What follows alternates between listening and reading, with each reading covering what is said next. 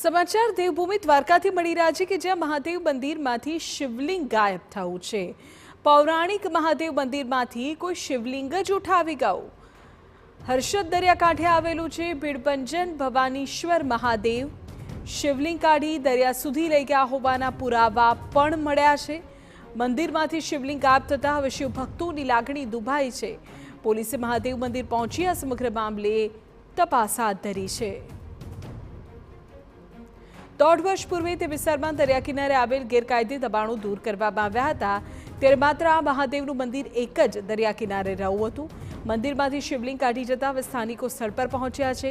શિવલિંગ મંદિરમાંથી કાઢી જતા ભક્તોમાં રોષ વ્યાપ્યો છે।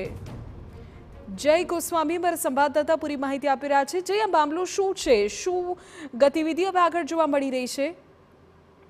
દેવભૂમિ દ્વારકા જિલ્લાના યાત્રાધામ હરપત ખાતે દરિયા કિનારે જે મહાદેવનું મંદિર આવેલું છે તે મંદિરમાં ગઈકાલ રાત્રે અસામાજિક તત્વો દ્વારા આ શિવલિંગ છે તે શિવલિંગ કાઢી અને દરિયા કિનારા સુધી લઈ જવામાં આવ્યું હતું। ત્યારે આવા કૃત્ય સામે આવતા 1.5 વર્ષ પહેલા જ અહીંયા આ વિસ્તારમાં ડેમોલેશન હાથ ધરવામાં આવ્યું હતું। ત્યાં ગેરકાયદેસર અનેક જે ગેરકાયદેસર બાંધકામો હતા તે બાંધકામોને દૂર કરવામાં આવ્યું હતું અને ગઈકાલે આવતીકાલે જે શિવરાત્રી હોય તે દરમિયાન અત્યારના શિવલિંગ ગાયબ થતા ભક્તોમાં રોષ વ્યાપ્યો છે। ત્યારે સમગ્ર